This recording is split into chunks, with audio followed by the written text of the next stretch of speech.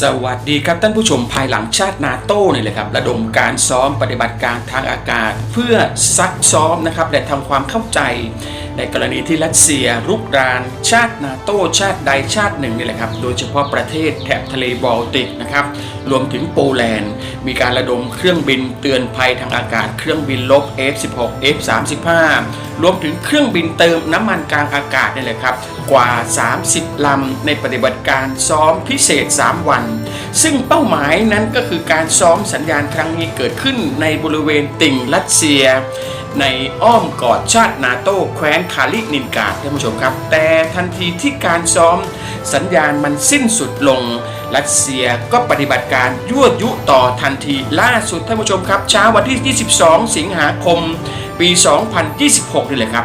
รัสเซียส่งเครื่องบินบุกทะลวงน่านฟ้านาโต้อีกครั้งเครื่องบินลาดตระเวนรัสเซียบุกรุกรานน่านฟ้าฟินแลนด์ท่านผู้ชมครับซึ่งก็ถือเป็น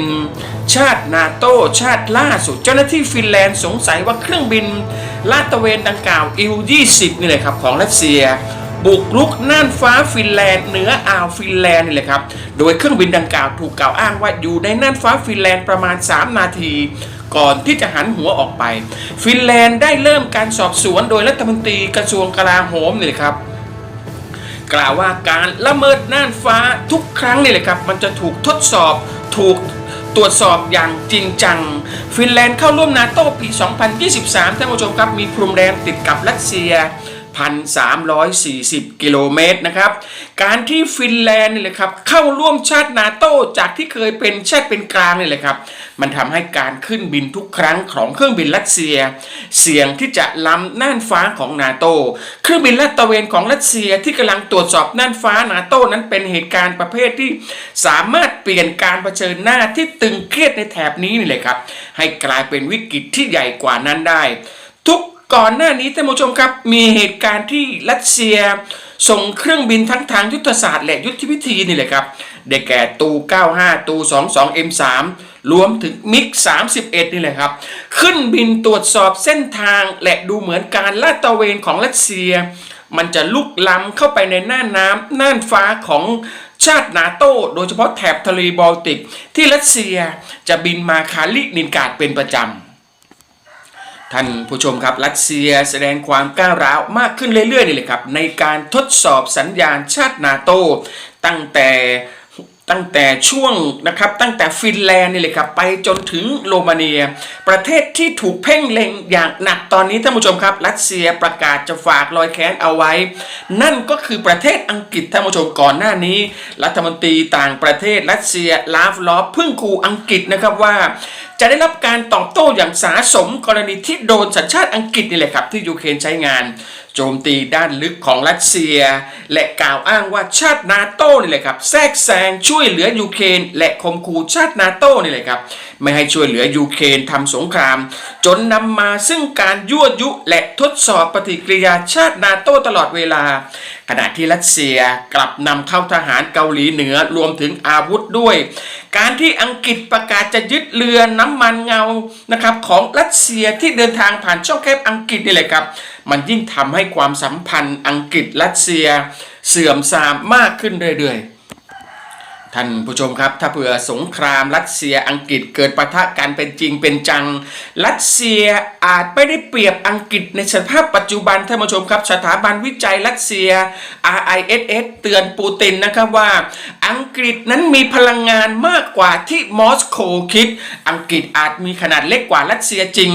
แต่การประเมินอังกฤษต่ำเกินไปนี่แหละครับมันจะเป็นความผิดพลาดเชิงยุทธศาสตร์ที่ร้ายแรงเรือดำน้ำนิวเคลียร์รุ่นวานการ์ด4 ลำเป็นกระดูกสันหลังสำคัญของระบบป้องปรามอังกฤษติดตั้งขีบุตไทรเดนต์นะครับ D5 SLBM แต่ละลำมีหลอดยิงขีบุต16หลอดนี่แหละครับในขณะที่คลังนิวเคลียร์ของอังกฤษถูกประเมินว่ามีหัวรบประมาณ220หัวรบนี่แหละครับข้อได้เปรียบที่ยิ่งใหญ่ที่สุดของเรือดำน้ำอังกฤษก็คือความอยู่รอดนี่แหละครับเรือดำน้ำ SSBN เหล่านี้ของอังกฤษปฏิบัติการลับในทะเลนั้นยากอย่างยิ่งที่จะตรวจจับและทำลายทำให้ลอนดอนนี่แหละครับมีขีดความสามารถในการตอบโต้ครั้งที่2 ที่น่าเชื่อถือกว่ามากและอังกฤษกำลังเพิ่มเติมศักยภาพอีกชั้นการที่อังกฤษนี่แหละครับมีเครื่องบิน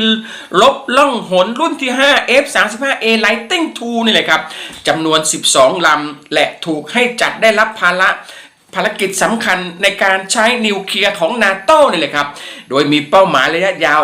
138ลำซึ่งประกอบไปด้วย F-35 ทั้งโครงการนี่แหละครับมันเป็นเสี่ยงอย่างมากของรัสเซียในขณะเดียวกันอังกฤษกำลังแทนที่กองเรือวานการ์ดด้วยเรือดำน้ำชั้น SSBN รุ่นเดดโนตนี่แหละครับ4ลำเพื่อให้แน่ใจว่าระบบป้องกันนิวเคลียร์เลยนะครับการป้องปรามนิวเคลียร์ของอังกฤษจะดำเนินต่อไปอีกหลายทศวรรษนอกเหนือจากอาวุธนิวเคลียร์อังกฤษยังมี F-35B แล้วนะครับยังมีเครื่องบินไทพูนเรือดำน้ำรุ่นอาร์สตูดนี่แหละครับเรือบรรทุกเครื่องบินเรือพิฆาตเรือฟิเกตชั้นสูงนี่แหละครับพร้อมขีดความสามารถด้านข่าวกรองและเฝ้าระวังระดับโลกนี่เลยครับอังกฤษอาจไม่มีคลังอาวุธนิวเคลียร์มหาศาลแบบรัสเซียมันแค่ต้องการขีดความสามารถที่อยู่รอดได้นี่เลยครับก็เพียงพอที่จะรับประกันสิ่งหนึ่งเท่านั้นการโจมตีครั้งแรกต่ออังกฤษนี่แหละครับไม่สามารถป้องกันการตอบโต้ลำดับที่2ที่ทำลายล้างได้รัสเซียอาจมีกำลังทหารจำนวนมากกว่าแต่อังกฤษยังมีหมัดหนักหมัดนิวเคลียร์ที่มอสโกนี่แหละครับไม่สามารถประเมินต่ำเกินไปได้ขณะที่หัวรบนิวเคลียร์ของรัสเซียแม้จะมีมากกว่า 5,000 ลูกนี่แหละครับแต่การบำรุงรักษาก็เป็นเรื่องสำคัญรัสเซียกำลังเผชิญกับภาระการทำสงครามที่ดึงงบประมาณทั้งหมดของประเทศนี่แหละครับมันกำลังทำให้รัสเซียขาดงบประมาณในการบำรุงรักษาการถูกคว่ำบาตรนี่แหละครับมันกลายเป็นปัญหาสำคัญแม้แต่การผลิตเครื่องบินรุ่นใหม่ๆนี่แหละครับรวมถึงซู57ก็ยังไม่สามารถแสดงความพร้อมรบออกมาได้รัสเซียจึงพยายามที่จะหลีกเลี่ยงที่จะนำซู57เข้าสู่สนามรบเป็นจริงเป็นจังเพราะการสูญเสียเพียง1ลำนี่แหละครับมันก็เพียงพอที่จะทำให้โครงการซู57นี่แหละครับมันล้มตามไปด้วยปัจจุบันยังไม่มีชาติใดที่ซื้อเครื่องบินซู57นอกจากแอลจีเรียเพียงชาติเดียวเท่านั้นเพราะฉะนั้นจึงไม่ต้องคาดเดาท่านผู้ชมครับถ้าเผื่อ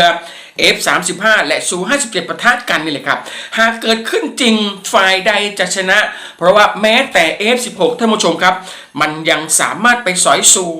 35ล่วงมาแล้ว1ลำในช่วงเดือนก่อนล่าสุดท่านผู้ชมครับปูตินกำลังขยายความขัดแย้งเพิ่มเติมอีกจุดโดยเกิดขึ้นที่แปซิฟิกฝั่งทะเลญี่ปุ่นท่านผู้ชมครับมันกำลังทำให้ทะเลแถบเอเชียแม้มันจะไม่ค่อยสงบอยู่แล้วนี่เลยครับมันร้อนฉาขึ้นมาทันที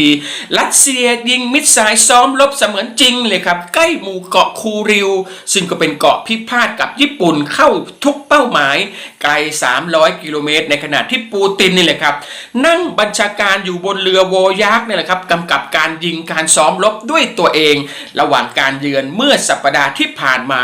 ท่านผู้ชมครับเดอะการ์เดียนสื่ออังกฤษรายงานเมื่อวันศุกร์21สิงหาคมนะครับว่าญี่ปุ่นออกมาตำหนิการยิงทดสอบมิสไซล์ของกองทัพเรือรัสเซียซึ่งเกิดขึ้นใกล้หมู่เกาะคูริวนี่แหละครับซึ่งก็เป็นหมู่เกาะพิพาทระหว่างญี่ปุ่นและรัสเซียและเป็นที่รู้จักกันในชื่อ Northern Territory นี่แหละครับในญี่ปุ่นตั้งอยู่นอกฝั่งฮอกไกโดประธานาธิบดีวลาดิเมียร์ปูตินเดินทางมาเยือนหมู่เกาะคีริวสัปดาห์ที่ผ่านมาท่ามกลางความตึงเครียดระหว่างประเทศนี่แหละครับกองเรือแปซิฟิกของรัสเซียออกแถลงการณ์พฤหัสบดีว่าได้ยิงมิสไซล์บิสตันนี่แหละครับภาคพื้นสู่เรือจากเกาะนะครับบูโรฟูเนี่ยครับซึ่งเป็นเกาะที่ใหญ่ที่สุดของเกาะพิพาทนะครับเป็นการจำลองการโจมตีต่อเรือฆ่าศึกและประสบความสำเร็จนี่เลยครับเข้าทุกเป้าหมายห่างออกไป300กิโลเมตรการซ้อมรบของรัสเซียเกิดขึ้นขณะที่สหรัฐนี่เลยครับกำลังสับเปลี่ยนกำลังบำรุงโดยย้ายเครื่องบินย้ายเรือรบนะครับในแปซิฟิกนี่เลยครับไปยังตะวันออกกลางเจ้าหน้าที่กล่าวว่าการซ้อมรบยังรวมถึงเรือดำน้ำนิวเคลียร์เรือคุยเซอร์ติดมิสไซล์นำวิถีเข้าร่วมฝึกซ้อมรบด้วยท่านผู้ชมครับความเคลื่อนไหวของปูตินเกิดขึ้นนอกประเทศมากขึ้นขณะที่ศึกในประเทศของรัสเซียเองมันก็ถูกโดรนยูเครนลุมถล่มซ้ำอย่างหนักท่านผู้ชมครับเหตุการณ์ล่าสุดที่22สิงหาคมเมื่อวานนี้มีรายงานนะครับว่า2โรงกลั่นน้ำมัน และศูนย์โลจิสติกคู่แข่งไวเบอรี่เนี่ยครับเพิ่งถูกโจมตีเพลิงเผาผลาญจนวายวอดซึ่งเราจะนำเสนอท่านผู้ชมในคลิปต่อไปแต่สถานการณ์ปัจจุบันท่านผู้ชมครับดูเหมือนว่าสัญญาณที่ปูตินส่งออกมาความเคลื่อนไหวของปูตินมันเพิ่มมากขึ้นในช่วงนี้เนี่ยครับท่ามกลางสัญญาณที่อเมริกาขาดลูกจรวดป้องกันแพทริออตนี่แหละครับยูเครนก็อยู่ในขั้นวิกฤตเหมือนกันกลายเป็นจังหวะดีที่ปูตินกำลังแสดงความห้าวหาญนะครับเตรียมจะลุกรานชาติประเทศหลายๆพื้นที่ทั้งยุโรปและเอเชียโดยเฉพาะที่ญี่ปุ่นนี่แหละครับที่มีการซ้อมรบล่าสุดร่วมแสดงความคิดเห็นผ่านช่องทางคอมเมนต์ด้านล่างได้เลยครับ